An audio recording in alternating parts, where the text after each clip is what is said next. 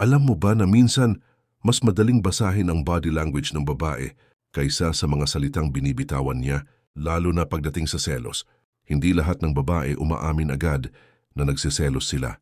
Kadalasan, idinadaan nila ito sa kilos, tono ng boses, o simpleng mga banat na parang wala lang.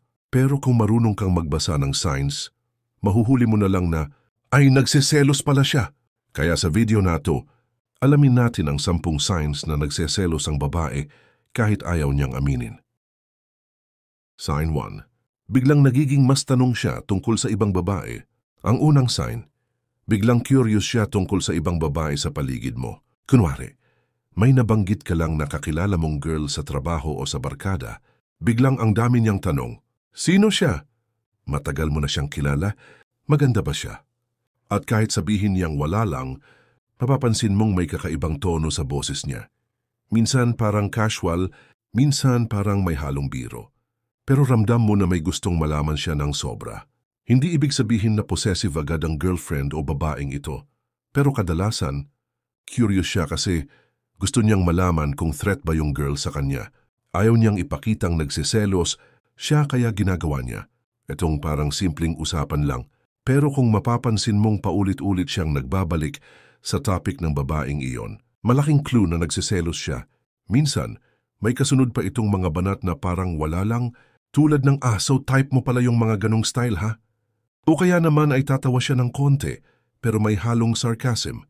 Ang totoo, sinusukat niya kung saan ka tumitingin at kung gaano ka kainteresado sa ibang babae.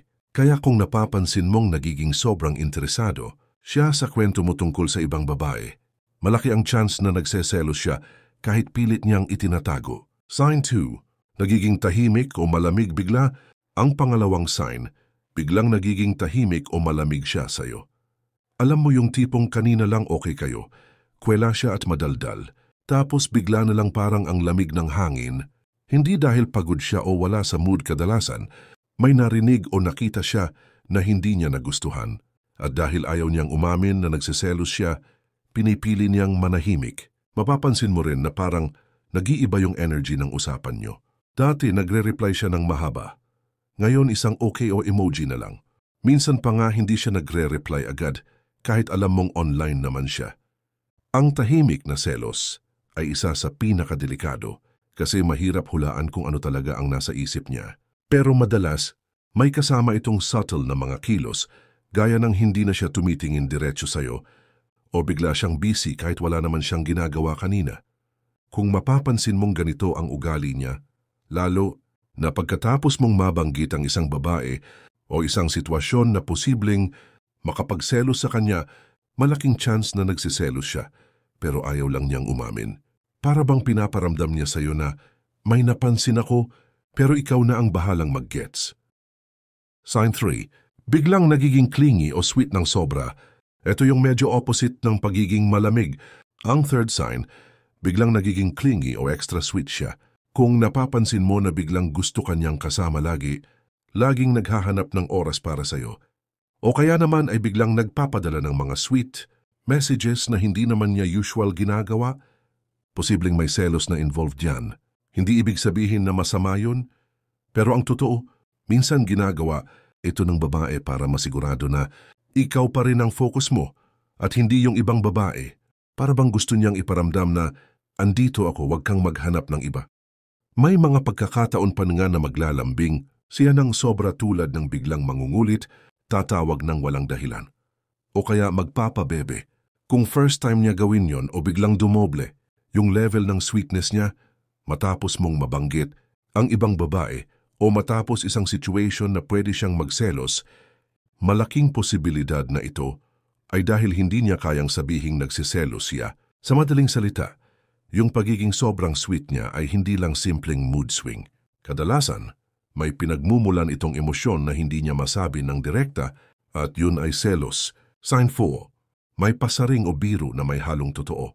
Ang ika-4 na sign, mahilig siyang magbitaw ng mga pasaring o biro na may halong totoo.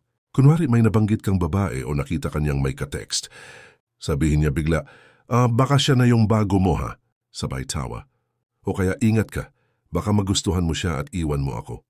Sa unang tingin parang biro lang, Pero kung mapapansin mong paulit-ulit niyang sinasabi ang ganito, hindi lang yan simpleng joke. Ito yung paraan niya para i-express ang selos nang hindi niya diretsahang inaamin. Ang tawag dyan minsan ay half-meant jokes. Para bang gusto niyang iparamdam sa'yo na may nararamdaman siyang selos, pero gusto niya ring iwasan na magmukhang needy o insecure. Kaya idadaan niya sa tawa at biruan. Pero tandaan sa mga ganitong biro, may kasamang katotohanan. Sign 5. Mas nagiging mapuna siya sa ginagawa mo. Panglima naman, bigla siyang nagiging mapuna sa maliliit na bagay na ginagawa mo. Dati wala lang sa kanya kung late ka mag-reply ng konti. Pero ngayon, mapapansin mong tinatanong niya agad, bakit ang tagal mong nag-reply? O kaya, sino kausap mo kanina? Minsan, pati simpleng galaw mo napapansin niya na, oh, ba't ang saya mo nung nagkwento ka tungkol sa office mate mong babae? O parang lagi kang online paggabi, sino ka-chat mo? Hindi ibig sabihin na sobrang controlling siya, pero kadalasan, ito ang sign na may nararamdaman siyang selos. Mas nagiging alert siya sa mga bagay na dati hindi niya pinapansin. At kung sasabihin niyang wala lang yon, pakinggan mo pa rin yung tono at lambing niya. Kasi sa loob-loob niya, nagsiselos siya pero ayaw niyang aminin. Sign 6, biglang nagbabago ang mood niya kahit walang malinaw na dahilan. Ang ika-6 na sign, yung mood swings na parang walang dahilan. Imagine, kanina lang tawa kayo ng tawa, tapos bigla siyang tahimik, parang ang bigat ng hangin. At pag tinanong mo, ang sagot niya lang, wala, okay lang ako. Pero alam mong hindi yun ang totoo. Madalas, yung simpleng pagbanggit mo lang ng pangalan ng ibang babae o kahit yung pag-like mo ng post sa social media, sapat na para matrigger siya. Hindi dahil mababaw siya, kundi dahil may kasamang takot na baka mabaling ang atensyon mo sa iba. Kaya minsan, yung simpleng pagbabago ng tono ng boses mo o yung pagiging masyado mong busy sa phone, nagiging dahilan para magbago ang mood niya. Hindi niya kayang diretsahang sabihin na nagsiselos siya, kaya imbes na ikwento, dumadaan na lang sa mood swings. Kung mapapansin mong bigla siyang nagiging irritable sa mga bagay na dati hindi naman issue, malaki ang chance na selos ang dahilan. Sign 7, nagiging competitive siya. Pang 7, biglang nagiging competitive siya lalo na kung may ibang babae sa usapan. Halimbawa, nagkwento ka tungkol sa office mate mong magaling magluto. Hindi magtatagal, sasabihin niya, ako rin kaya mas masarap paluto ko diyan. O kaya kapag binanggit mong may kasama kang babaeng mahilig sa sports, mapapansin mo na bigla niyang gustong sumama sa workout o magpakitang kaya niya rin. Hindi ito dahil gusto kanyang tapatan, kundi gusto niyang ipakita sa iyo na siya yung dapat mong i-prioritize. Para bang sinasabi niya, wag mo na hanapin sa iba yung nakikita mo, kasi meron din ako nun. Minsan, subtle lang tulad ng pag-aayos ng sarili kapag may ibang babae sa paligid o pagiging extra sweet kapag may ibang tao sa paligid nyo. Ang goal niya ay masiguradong ikaw ay aware na siya yung best choice mo. Kung mapapansin mong bigla siyang nagiging competitive kahit hindi naman dati, malaking clue na selos ang nagtutulak sa kanya. Sign 8. Biglang nagiging interesado sa schedule at galaw mo. Ang ika-8 sign, nagiging sobrang curious siya sa schedule at galaw mo. Mapapansin mo, dati wala lang sa kanya kung saan ka pupunta o sino kasama mo. Pero ngayon parang laging may follow-up questions. Sino kasama mo diyan? Hanggang anong oras kayo? May mga babae ba doon? Hindi ito laging interrogation mode, pero ramdam mong gusto niyang siguraduhin kung safe ka sa tukso. Minsan pa, kapag sinabi mong pupunta ka sa isang gathering, may kasunod pang tanong, kasama ba siya? Referring to yung babae na feeling niya ay threat. Pwede rin sa simpleng social media activity. Kapag nakita niyang may bago kang friend request o lagi kang online, bigla siyang magtatanong ng, kanino ka busy ngayon? Kung bigla itong naging ugali niya, kahit hindi niya aminin, malaki ang chance na nagsiselos siya at gusto niyang masigurado na ikaw ay loyal at consistent. Sign 9. Biglang naglalayo o nagdadrama, pang 9. Yung bigla siyang naglalayo o nagdadrama ng walang malinaw na dahilan. Halimbawa, biglang hindi siya sumasama sa usual na bonding niyo. Pag tinanong mo, sasabihin niya, okay lang, mukhang mas enjoy ka naman sa kanila. O kaya bigla siyang tatahimik at magpo-post ng hugot sa social media, tipong may double meaning. Hindi ito dahil gusto kanyang layuan talaga. Kadalasan, ito yung paraan niya para makita kung hahabulin mo siya o kung mapapansin mo ba ang pagbabago niya. Para bang silent test. Gusto niyang makita kung may halaga. Pa rin siya sa'yo kapag hindi siya nagparamdam. Kung biglang dumistansya siya pagkatapos mong mabanggit ang isang babae o isang sitwasyon na pwedeng pagmula ng selos, halos sigurado na yun ang dahilan ng paglalayo niya. Sign 10. Mas mabilis siyang mag-init ng ulo. Ang huling sign, nagiging mainitin ang ulo niya kahit sa maliliit na bagay. Minsan simple lang na late ka mag-reply ng ilang minuto, bigla ka na lang pagbubungangan ng sino ba kasi kausap mo? O kaya nagkwento ka tungkol sa isang babaeng ka-work mo, at ayun bigla siyang nakasimangot at may kasunod pang tampuhan. Hindi ibig sabihin nito na wala na siyang tiwala sa'yo. Sa totoo lang, kabaliktaran. Dahil may feelings siya, mas heightened yung emotions niya. At dahil ayaw niyang umamin na nagsiselos siya, ang outlet ay nagiging inis at init ng ulo.